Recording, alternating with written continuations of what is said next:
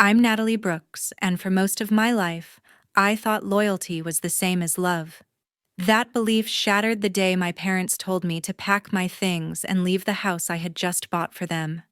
It happened in our living room in Boulder with the afternoon sun falling across the floor. I'd chosen the curtains, I'd hung the home I believed was ours. My father sat quietly while my mother avoided my eyes. The words came out soft, almost gentle, but they cut through everything I'd built. You should let your sister and the kids stay here, Natalie. They need it more than you do. For a second, I thought I'd misheard. My name was still on every document, my savings had gone into every brick, yet they spoke as if it belonged to someone else. I asked calmly, "Are you asking me to leave my own house?" My mother sighed, almost irritated. "Emma's been through so much. You don't have children. You'll be fine." There was nothing left to say. I packed the essentials into my car, the same car that carried me to every open house when I worked overtime to afford that mortgage. I didn't cry. I didn't shout. I simply turned the key, looked once at the windows I had cleaned that morning, and drove away. What they didn't know was that silence can hold more power than rage. 1 week after my sister settled in, she fainted when she saw a man standing in the kitchen of what she thought was her new home. Before we dive in, tell me, what time is it, where you are, and which city are you watching from? I'd love to know how far this story has traveled. Before houses and money, there was already a gap between us.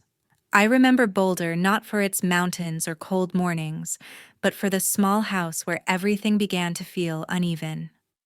My sister Emma was the center of every conversation, the one whose laughter filled every room.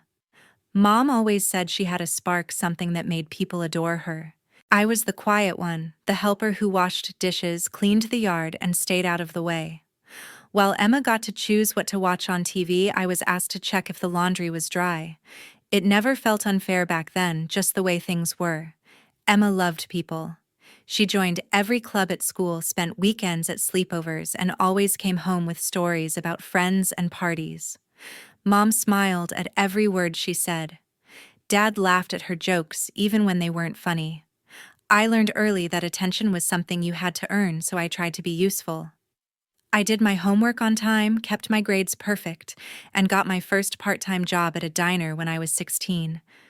When I came home late, smelling like coffee and grease, Mom would sigh, saying, "You work too hard, sweetheart. You're too serious." At dinner, the difference between us grew louder than words. Emma talked about outfits and school dances while I spoke about my classes or saving for college. Mom's eyes followed Emma's hands as she talked, not mine. When she got her first car for her birthday, I told myself it was fine because she was older. When I got mine, I paid for it in monthly installments. Dad said he was proud, but added that he couldn't help with the payments since Emma's bills were piling up again. College didn't change much. I attended the state university an hour away, majoring in business. I thought leaving home might balance things out, but even then the phone calls came. "Your sister's rent is late," Mom said. "Could you help us this month?" I always said yes. Sometimes I skipped meals just to send a bit more money back. Emma was going through a rough patch, they said. It was always a rough patch that somehow lasted years. When I came home during breaks, Emma was usually out shopping or meeting friends. The house stayed the same except for the wall filled with her framed photos and certificates. Mine were in a drawer somewhere. I didn't mind at first. I told myself I was different, that my place in the family was to be stable, not celebrated. Yet every time I saw them gather around her stories, a quiet ache grew in me. By the time I graduated, Emma had already dropped out of her art program. She said she wanted to find herself, and my parents nodded as if that were noble. When I got my first job, they clapped, but didn't come to the ceremony. "It's just work," Dad said. "We'll celebrate when your sister figures things out." I smiled, pretending it didn't sting. Years went by, and I stopped expecting fairness. I visited home less often, partly because of my schedule, and partly because it hurt to sit at that dinner table where love seemed rationed out in portions. My mother once told me, "We know you'll be fine. You always are." It sounded like a compliment, but it felt like a wall. Looking back, the distance between Emma and me wasn't just made of miles or choices. It was built out of years of small differences, unspoken comparisons, and a belief that I didn't need what she did. I learned to live without asking for more, to stay quiet when things hurt. Maybe that's why when everything finally fell apart, silence came to me so easily. Love in our family never felt equal. A few months ago, I finally had something that was mine. After years of saving and working extra hours, I closed the deal on a small house on the north side of Boulder. It wasn't fancy, but it was solid, quiet, and filled with light that spilled through the windows every morning. I worked in real estate, so I had seen hundreds of houses, yet this one felt different. It felt like a place where peace could grow. I signed the papers, held the keys in my hand, and thought about my parents. They had spent their lives in rented places, moving whenever the rent increased. I wanted to give them something steady, something they could finally call home. When I invited them to move in, they looked at me as if I had just given them the world. Mom cried and hugged me for a long time. Dad said it was too much, but I could tell he was proud. For the first few weeks, life felt like the balance I had chased for years. Mom filled the kitchen with the smell of coffee every morning. Dad worked in the garden, and I returned home from the office to laughter coming from the living room. Then Emma called. Her voice was thin, almost trembling. She said the divorce had gone through, that her husband had left her with nothing but the kids. I heard the strain in her words when she asked, "Could we stay with you for just a few weeks until I figure things out?" I looked around the living room, the framed photos of Mom and Dad smiling, the plants thriving by the window. Part of me hesitated, but Mom's eyes lit up the moment she heard Emma's name. "We'll all be together again," she said. That sentence carried a warmth I hadn't heard in years, and before I could think too much, I agreed. Emma arrived the following weekend with 2 small suitcases, her son Eli holding a stuffed dinosaur, and her daughter Nora clutching a pink blanket. Mom fussed over them, making hot chocolate and pulling out extra pillows. Emma smiled weakly, thanking everyone as if she were a guest, but something in her tone already carried ownership. She said, "This place is perfect for the kids," while walking from room to room, peeking into closets and opening drawers. I told myself it was only curiosity, but the way she placed her handbag on the counter and started rearranging the kitchen made me uneasy. Still, I stayed quiet. I didn't want to ruin the fragile harmony that had just begun. For a while, things stayed calm. We ate dinners together, talked about old family stories, and even laughed about our childhood fights. Eli and Nora played in the yard while Dad watched from his chair, pretending not to get emotional. Mom kept saying, "This is what I always wanted," as if that simple picture could erase years of imbalance. I tried to believe it too, but as the days passed, Emma's presence grew louder. She began leaving her laundry in the hallway, using my office desk for her phone calls, and deciding what groceries we needed. She told Mom to move her plants because they blocked the light, and said the living room needed a softer look. One night, I came home to find she had invited her friends over for dinner without telling me. The smell of food filled the house, but it didn't feel like mine anymore. The tension was silent but constant. I started staying late at work just to avoid walking into that new version of my home. Mom seemed happier than ever, talking about how nice it was to have everyone together again. She didn't see how I was shrinking in my own space, how I was starting to feel like the guest. One evening, when Emma laughed from the couch and called out, "Nat, can you grab me a glass of water?" I realized something inside me had shifted. The peace I had built was slipping through my hands, replaced by a feeling I knew too well, the quiet ache of being invisible. 3 months later, my name was still on the papers, but my opinion didn't count. What had once been my home now looked like a stranger's project. The living room, once painted soft ivory, had turned into a storm of pastel blues and yellows. Emma said it was for the kids, that Eli and Nora deserved a cheerful space. She moved the couch to face the opposite wall, replaced my wooden coffee table with a plastic one covered in glitter stickers, and filled the shelves with toys. I came home one evening to find my bookshelf gone and a play tent in its place. When I asked where it was, Emma smiled and said, "I put it in the garage. The kids need space to play." Mom nodded approvingly, saying it looked livelier that way. Every week brought a new change. The guest room became a playroom. My office turned into a shared craft corner. Even the kitchen looked different with cartoon magnets and colorful drawings taped to the fridge. When I hesitated at the doorway, Mom would remind me, "It's still family's house. We all share it." She said it with love, as if it were an act of unity, but to me, the words felt like a slow erasure of boundaries. I was still paying the mortgage, yet my decisions had quietly disappeared into the background noise of family comfort. One Sunday afternoon, I came home to find Emma painting the hallway mint green. There were open paint cans on the floor, drops splattered across the tiles, and music blasting from her phone. I stood there holding my grocery bag while she hummed, hair tied up messily, wearing one of my old t-shirts. When I asked why she hadn't told me, she shrugged. "The kids deserve color. It feels happier this way." Mom appeared behind me, wiping her hands on a towel, and added, "She's right, honey. A little color doesn't hurt anyone." I wanted to remind them that the house wasn't theirs to repaint, that decisions like this should be discussed, but the words stuck somewhere between my chest and my throat. I was tired of sounding defensive in a home that was supposed to be mine. Later that week, I brought up finances. Sitting at the dining table, I explained that property taxes had gone up and that I was the only one covering them. I mentioned how utilities were higher since 4 more people were living here. Before I could finish, Mom interrupted, her expression tightening.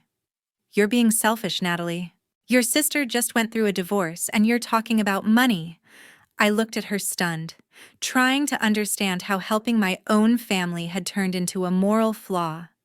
Emma stayed quiet, eyes lowered in a performance of guilt that I recognized all too well. Dad avoided my gaze, fiddling with his glasses. The silence that followed was heavier than any argument. Over the next few months, I stopped trying to set boundaries. The house had become something I tiptoed through. Emma's laughter filled the evenings, blending with the sound of cartoons and the clatter of dishes. My parents adored having the children around, saying it made them feel young again. They didn't notice how my routines had shrunk to the corners of my room. I started eating dinner at work, claiming late meetings, and only returned home when the lights were off. The space that once grounded me now felt like a museum of my absence. One evening in early spring, Mom asked me to join them in the living room. Her tone was unusually formal, and that alone made my stomach twist. Dad sat beside her, hands folded neatly, while Emma pretended to be busy sorting papers on the coffee table. Mom cleared her throat and said, "We've been thinking, sweetheart. Emma needs stability for the kids. You're young, independent, and can manage on your own. Maybe it's time you rented a place closer to your office." I didn't speak. My fingers tightened around the edge of my chair. They looked at me with a kind of gentle pity, as if I were a guest who had overstayed. For a long moment, the only sound was the ticking of the wall clock. I searched their faces for any sign of hesitation, but all I saw was comfort in their decision. Emma didn't even look up. It was as if the sentence had already been decided long before tonight. My name was still on the deed, yet it meant nothing. I could have shouted, demanded fairness, reminded them who paid for the walls around us. But instead I stood, walked quietly to my room, and began folding my clothes into a suitcase. I didn't cry, and I didn't argue. As I zipped the bag shut, a strange calm settled over me. The house hummed with distant laughter, the kind that once made me feel safe. Now it only reminded me of how easily love can rewrite ownership. Before leaving, I took one last look at the mint green walls, the scattered toys, the curtains Emma had chosen. It all looked warm and full of life, yet I felt nothing but cold detachment. I didn't argue. I just started planning. When they left for their week-long trip, I decided it was time. Emma had been talking about taking the kids to Florida for months, and when the car finally pulled away from the driveway that morning, the silence that followed was sharper than any argument. For the first time in half a year, the house was mine again. I walked through each room, slowly running my hand across the walls. She had painted the furniture, she had replaced the spaces that had once reflected me. The air smelled faintly of her perfume and vanilla candles. It should have felt lonely, but it didn't. It felt like clarity. The next day, I met with a lawyer downtown. Her office was filled with framed degrees and the scent of strong coffee. I explained the situation calmly, sliding a folder across her desk that contained the property deed, the mortgage records, and every receipt that had my name printed on it. She read through them, nodding slowly before saying, "Legally, you are the sole owner, Ms. Brooks. No one can remove you without your consent." Hearing that sentence was like breathing fresh air after months underground. It wasn't about revenge. It was about reclaiming what I had already earned. I left her office with a plan forming in my mind, precise and quiet. That afternoon, I contacted an appraiser. He arrived the next morning, clipboard in hand, walking through the house with professional detachment. "Good bones, excellent neighborhood," he said, noting the upgrades I had made before everything changed. When he handed me the estimate, I knew the number by heart before I even read it. I went back to my car, sat for a while, and then opened my laptop. Within an hour, the house was listed for sale. 2 days later, I met Callum Warren, a civil engineer who had just transferred to Boulder for a new project. He was polite, well-spoken, and carried an air of calm that I hadn't felt in months. When he stepped into the living room, he looked around with genuine admiration. "It's rare to find a place this well kept," he said. I almost laughed, thinking of the chaos that had filled it just days earlier. We walked through every room together, and when he paused by the window overlooking the garden, he said quietly, "This feels like a home someone loved." For the first time, I realized how much truth there was in that. By Friday, we were sitting in the same lawyer's office again. The paperwork was ready, clean and final. I signed my name carefully, watching the ink dry on the line that once symbolized hope and now meant freedom. Callum signed next, smiling faintly. "I'll take good care of it," he said. I believed him. When the lawyer slid the final copy across the desk, I felt the weight that had been pressing on my chest for months finally lift.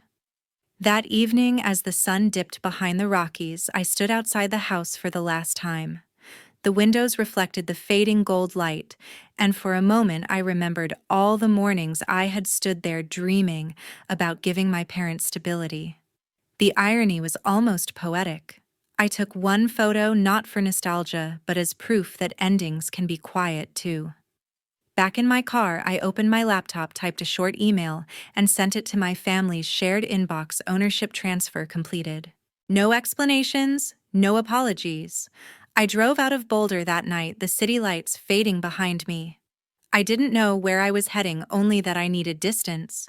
The road stretched ahead, wide and empty, and for the first time in a long while, I wasn't running from anyone. I was simply moving toward peace. 1 week later, when they came back, nothing looked familiar anymore. I wasn't there, but I could imagine every second as clearly as if I had been standing behind the curtains watching. The car would pull into the driveway just before sunset, Florida sand still clinging to the tires. Emma would step out first, sunglasses in her hair, her voice calling for the kids to grab their bags. My parents would follow behind, tired but cheerful, certain they were returning to the same home they had left behind. What they didn't know was that home no longer belonged to them. When they reached the front door, Emma probably noticed first that the lock didn't resist her key. The door would open too easily, the smell of coffee would drift from the kitchen, and the lights still on would scatter across the floor like a warning. In the middle of the kitchen, Callum Warren stood quietly, a mug in his hand. He told me later that he had been making coffee when the sound of the key startled him. He turned and saw a woman, 2 kids, and an older couple staring at him as if he were a ghost. Emma demanded to know what he was doing there. When he told her he was the new owner, she screamed, stumbled backward, and fainted. My father called me less than 5 minutes later. His voice trembled between disbelief and anger. "Natalie, there's a man in your house. He says he owns it. I kept my tone even. That's because he does. Everything was legal. There was silence on the line. Then my mother's voice broke in high and frantic. How could you do this to your sister? She has children. I closed my eyes, took a breath, and said I did nothing to her. I just stopped doing everything for her. Before they could reply, I hung up. Later, Callum called to tell me what happened after. My parents sat on the couch in shock while he tried to calm them down. He explained politely that the sale had gone through all legal channels, that the deed now carried his name, and that a letter from my lawyer would arrive within the hour confirming the transfer. He even offered them water before stepping aside to give them space. I smiled faintly when he told me that, even in chaos, he had manners. That evening, as the sun disappeared behind the Rockies, an envelope slid through the front door. Inside was the official notice: 14 days to remove their belongings. I had written that condition intentionally, not out of cruelty, but because I wanted to give them enough time to understand what consequence looked like. My parents had spent years defending Emma's carelessness, convincing themselves it was love. I used to believe that too, until I realized love without respect is just guilt dressed nicely. I didn't go back to see their faces. I didn't need to. I could already picture the disbelief, the shaking hands, the whispers of why. But deep down, they knew why. They had watched me build everything I had, brick by brick, hour by hour, yet they treated it as something I owed. The moment they told me to leave my own house, they made their choice. I simply made mine. That night, I sat by my window in Denver, the city glowing in the distance. I thought about how strange it felt to find peace in silence. No yelling, no accusations, just the quiet hum of a new beginning. My phone buzzed once, a message from my lawyer confirming the delivery of the notice. I stared at the screen for a moment, then turned it off. I didn't feel guilt or triumph or revenge. I felt something simpler: freedom.